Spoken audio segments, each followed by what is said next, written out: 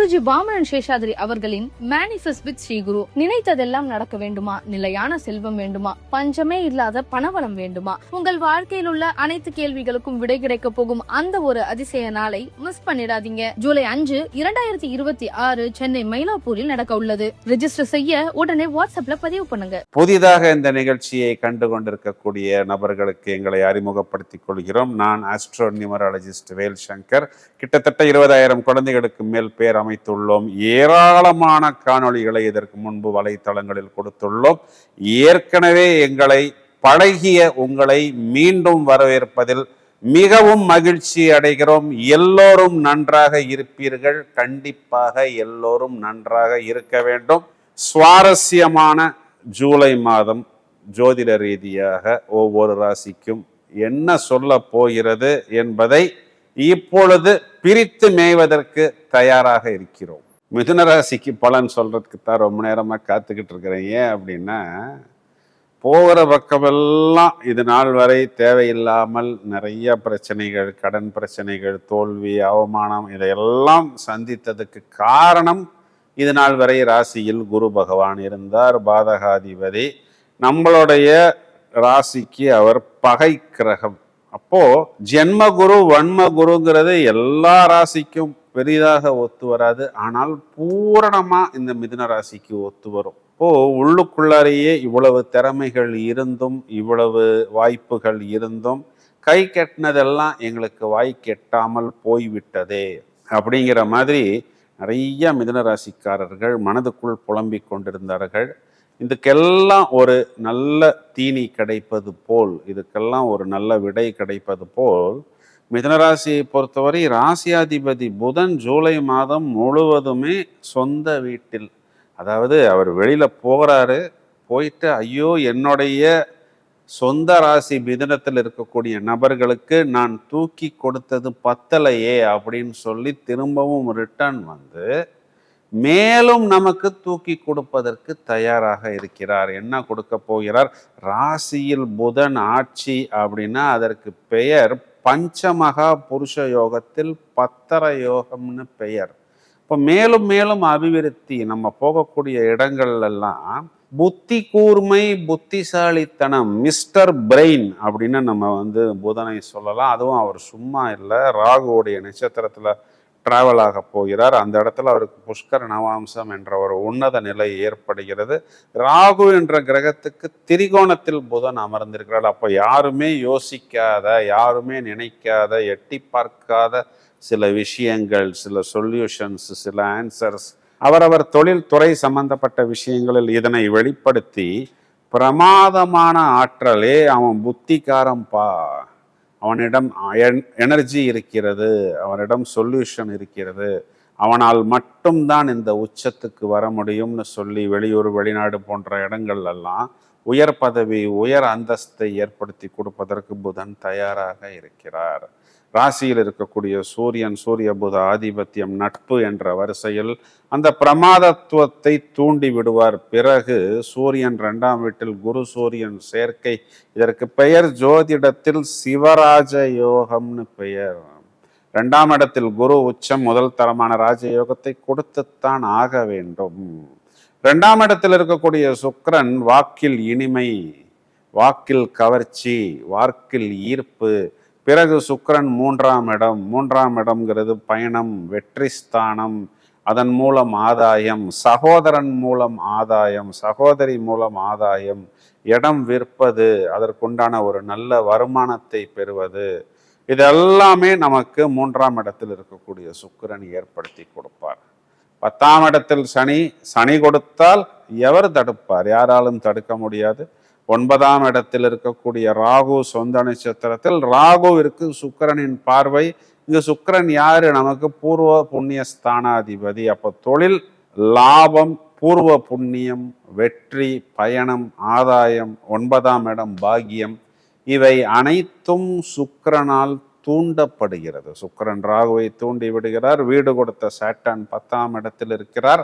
அசுப கிரகம் 10ஆம் வீட்டில் இருந்தால் அரசனை போன்ற வாழ்வு அப்படின்னு ஜோதிடத்தில் சொல்லப்படுகிறது.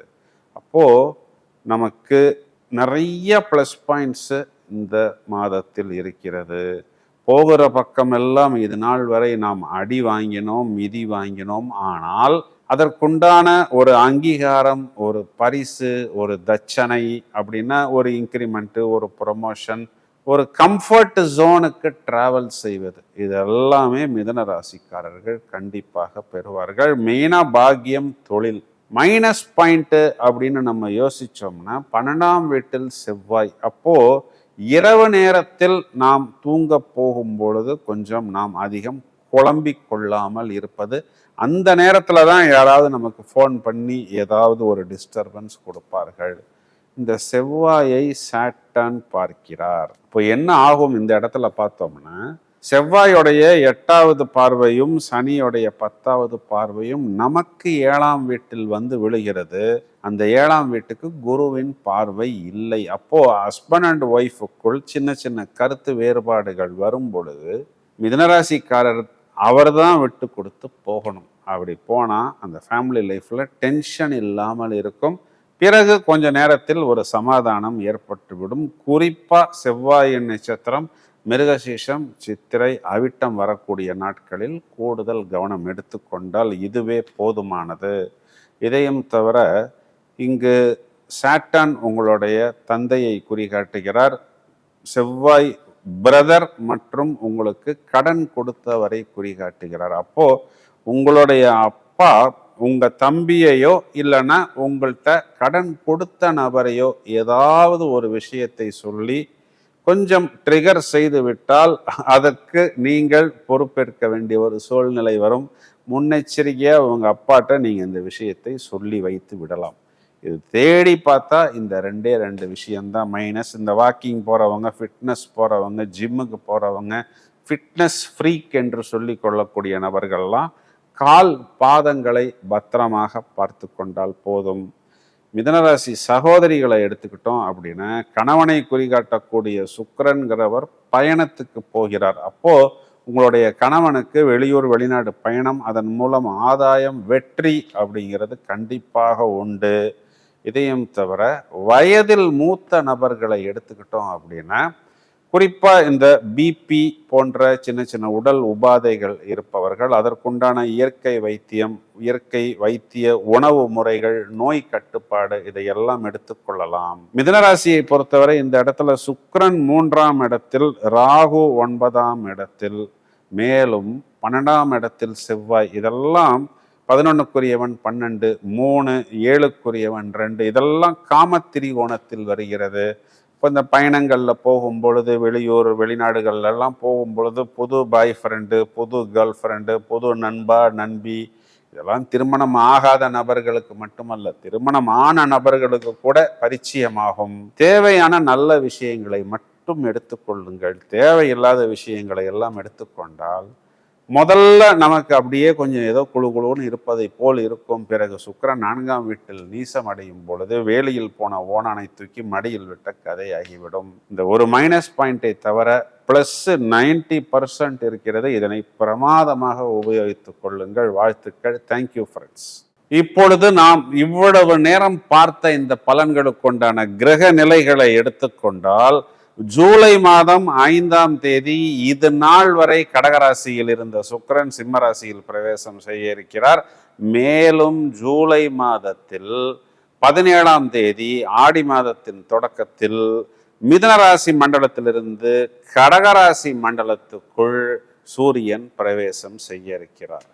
இதை தவிர ராகு சுக்கிரன் பார்வை, சுக்கிரன் கேது சேர்க்கை, சனி செவ்வாய் பார்வை, தனுராசி மண்டலத்துக்கு செவ்வாயின் 8வது பார்வையும் சாட்டனுடைய 10வது பார்வையும் ஒன்றாக வந்து விட இருக்கிறது. இந்த சனி செவ்வாய் பார்வைக்கு பொதுவாகவே தேய்பிறை, வளர்பிறை, அஷ்டமி திதிகள் வரக்கூடிய நாட்களில் பைரவர் வழிபாடு செய்யும் பொழுது நமக்கு ஒரு கவச்சமாக நம்மை பாதுகாப்பு ஏற்படுத்தி கொடுக்கும்.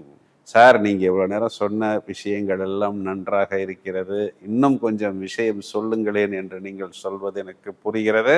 அடுத்து ஆடி மாதம் என்ன செய்ய போகிறது, சாட்டர்ன் வக்ர நிலை அடைய போகிறது, இதன் பலன்களை எல்லாம் மேலும் இதை போல் விஸ்தாரமாக 12 ராசிகளுக்கும் சூடாக கொடுப்பதற்கு தயாராக இருக்கிறோம். பிரித்து மேய்வதற்கு நாங்கள் தயார். இந்த வாய்ப்பை எங்களுக்கு ஏற்படுத்தி கொடுத்த பக்தி இன்ஃபினிட்டி நிறுவனத்தாருக்கு எங்களது நன்றியை தெரிவித்துக் கொள்கிறோம். தொடர்ந்து இணைப்பில் இருங்கள். இந்த பதிவை உங்களது நண்பர்களுக்கும் உறவினர்களுக்கும் ஷேர் செய்யுங்கள். வாழ்த்துக்கள். Thank you friends.